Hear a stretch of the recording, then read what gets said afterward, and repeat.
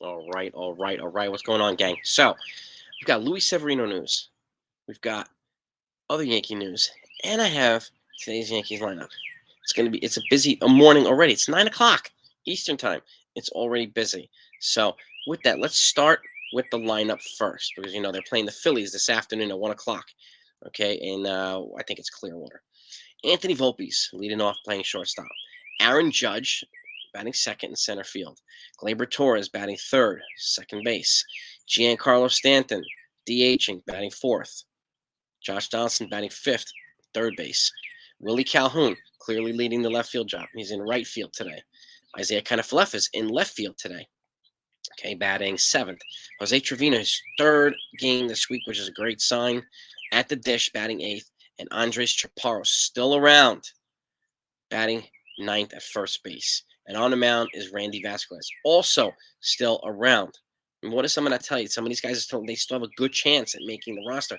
The Yankees have a lot of tough decisions to make. We're 5 days out from opening day. They have a lot of tough decisions to make. And again, it's not necessarily Boone's decision. Cashman is going to decide who's going to, and Hal too, to a degree, is going to decide who's going to be the 26th man. It's Boone's job to manage the 26th man that's given to him. So this is going to be a tough couple days. And, imagine Boone having to sit down and telling this guy, you're staying here, you're being called, you're coming up. Like, that's sometimes it's a really tough decision, sometimes a really awesome decision. So it's going to be a hell of a 5 days for Boone. And, and Cashman, too. I mean, Cashman's getting a lot of heat from the fans, regardless. So, but he's really, really good at brushing that stuff off. Now, let's get to the more important news. Luis Severino is being scratched from his final start. He's being sent for an MRI. Okay. We already beat up in the pitching. All right, Carlos Rodon's not starting until probably the first week in May, but he's already on a throwing program and he's feeling good and looking good. So that's a good sign.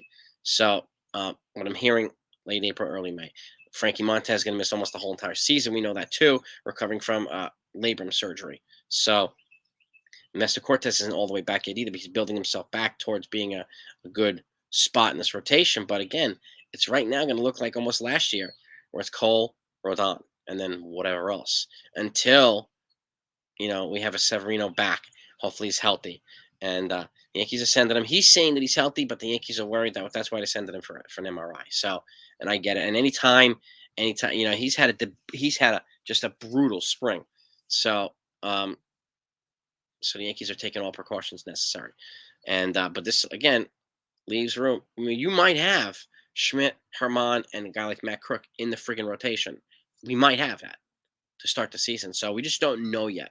So it's going to be a little agita for Yankees fans, and I totally understand why.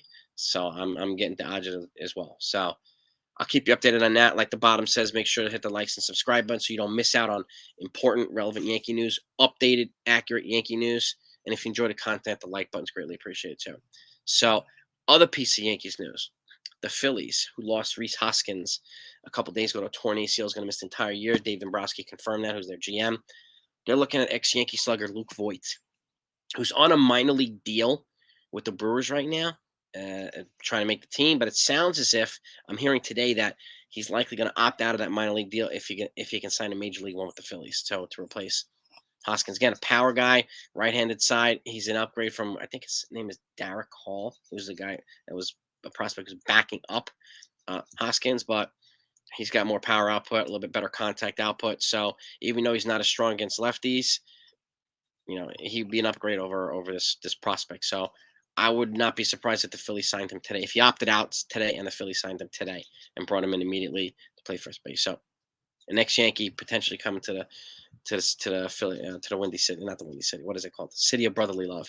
So, and again, he tends to play well in big situations. So he's had opportunities with the Yankees. He came through. Unfortunately, that didn't pan out. Yankees got their own upgrade in Anthony Rizzo. So, but that's the news right there in terms of that. So, and the rest of it is like right down to the wire. I mean, here he is. Remember him? Look at that. Look at that. Huh? So interesting. So it would be kind of cool if he came to the Phillies. But that's the lineup.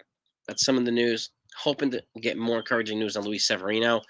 It's going to be really interesting. Like I mentioned, Matt Crook as a guy who could beat out Herman and Schmidt, who have both been inconsistent and not very impressive this spring, with the exception of like the one game from each of them. Crook's come from the left-handed side too, so he could be another lefty until Rodon's ready, and Nestor Cortes is still building up his his pitch count and whatnot to be in that rotation as well. And hopefully he will be. But Garrett Cole's clearly the opening day starter. He looked good yesterday, and what they do after him is going to remain to be seen. So it's going to come down to whatever the roster is going to be. And as soon as that roster comes out, the official roster, you'll get it immediately. And but I wouldn't be surprised. And look who's still here too. Andres Chaparro still here. Are they worried about barking back syndrome or whatever you want to call it for Anthony Rizzo? Maybe. Are they worried about Josh Johnson not having? With the exception of this week that he had, with a couple home runs and better, offensively looking a little bit better. Are they worried about that too? Because Chaparro can play third, he can play first. So, and he's still around. They just have to make a Volpe decision. I already think Praz is going to be on the roster. He was on the roster last year as a starting shortstop towards the end of the year. I think he's going to be on it already. So I don't really think it's. I'd be surprised if they have to make a decision on him. I don't see. There's nothing for him to gain starting at AAA. So, and I think the only reason they're going to would start Volpe at AAA is because they haven't made a couple of trades, which they need to do to make room for him. But at the end of the day, if we get Oswaldo Cabrera and Volpe and Peraza here, that's a good injection of youth. And you get Chaparro in here soon too, a really good injection of youth, high baseball IQ, good power, good contact hitting, aggressiveness, like hunger. That would be a nice injection of energy and youth and talent into this team. So hoping for the best here, but that's what I got. That's the news. That's the lineup. Oh, by the way, Ballcap Sports, he's under the weather, so we're going to push back our live stream. Our Saturday night, it was going to be tonight, so I'm just going to do our regular Saturday night live stream. So my apologies there. Hope you don't mind. Get better, Jim. And I'd say it'd be tomorrow night or Monday night or something like that, or we'll just wait a couple days until a good time during the week. But so we're just going to rock and roll with our regular live stream. I'll just do a brief recap. If I don't do a brief recap after the game, we'll live stream the recap tonight, one way or the other. So have a great day, everybody, and I'll see y'all tonight.